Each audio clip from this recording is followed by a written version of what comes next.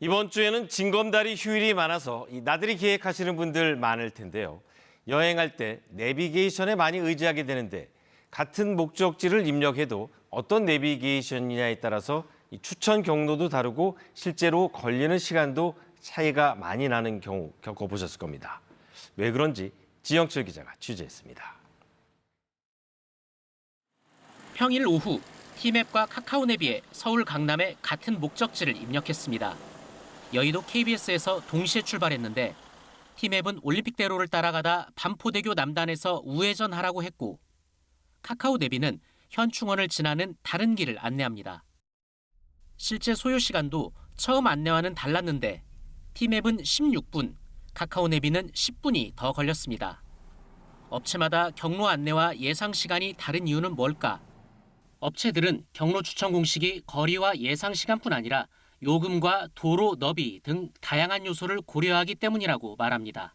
하지만 어떤 기준과 요소를 더 중요하게 보고 가중치를 둘지는 영업 비밀이라고 밝혔습니다. 각사에서 가지고 있는 고유의 기술이고 업체마다 추구하는 방향성이나 철학 같은 것들은 분명히 있고요. 서로 공유하거나 하고 있지는 않습니다.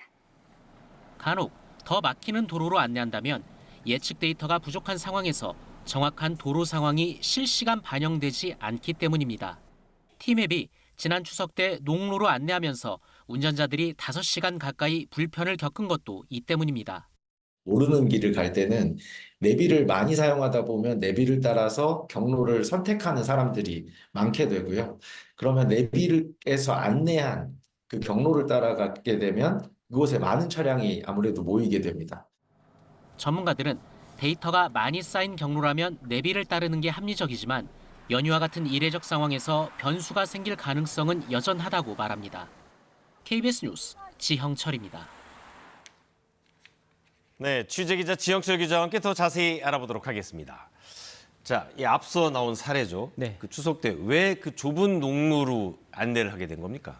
네, 그 수도권으로 오는 길에 티맵 안내를 받아서 그 충남 아산시 인주면을 지나던 차량들이 지난해 추석 때 가장 막혔을 때보다 이번 추석이 5배 정도가 많았다고 합니다. 그러니까 일단 평소 데이터와는 다른 상황이 발생을 한 거죠.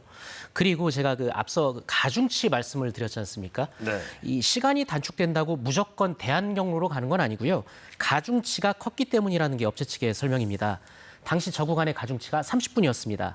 그러니까 우회하면 30분 넘게 절약된다고 티맵이 판단을 해서 운전이 좀 불편해도 농로로 가라 이렇게 안내를 한 건데 실제로 정체 직전에 티맵을 따라간 차들은 30분 이상 빨리 실제로 저 구간을 지났다고 합니다. 네. 문제는 간발의 차이로 이제 많은 차들이 우회로로 몰린 건데 좁은 농로라서 오지도 가지도 못하고 그냥 갇혀버린 겁니다. 네. 아니 그렇게 이제 차가 갑자기 많이 몰려서 네. 막히게 되면 그러면은 뒤따르는 차들에게는 다른 길을 또 안내해야 되는 거 아니었나요? 네. 그런데 이제 이 길이 평소 통행 데이터가 많지가 않은 길이었고요. 그리고 CCTV처럼 이렇게 실시간 상황을 파악할 수 있는 인프라가 없었습니다.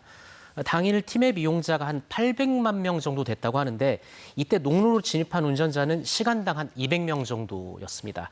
그러니까 이게 몇몇 차들이 그냥 잠시 정차해서 쉬어가는 건지 아니면 실제로 문제가 생겨서 그렇게 있는 건지 그것까지는 이제 내비가 판단을 못한 겁니다. 네, 아무래도 이제 내비게이션을 이용할 때는 자기가 평소 다니지 않는 길이나 잘 모르는 길을 갈 때 이용하는 건데 좀 가다가 이상하다 이런 느낌이 들 때는 그럼 어떻게 해야 하는 건가요? 네, 이 전문가들은 그런 경우는 이제 좀 앞에 경로상에 뭐 돌발 상황이 생겼을 가능성을 꼽습니다.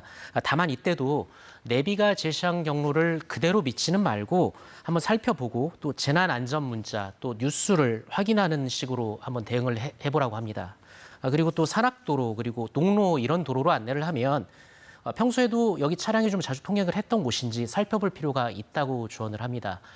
그러니까 결론적으로 이게 알고리즘이 아무리 똑똑해진다고 해도 이 의심하고 판단하는 사람이 할 부분이 여전히 남아 있다는 겁니다. 네, 기자 잘 들었습니다.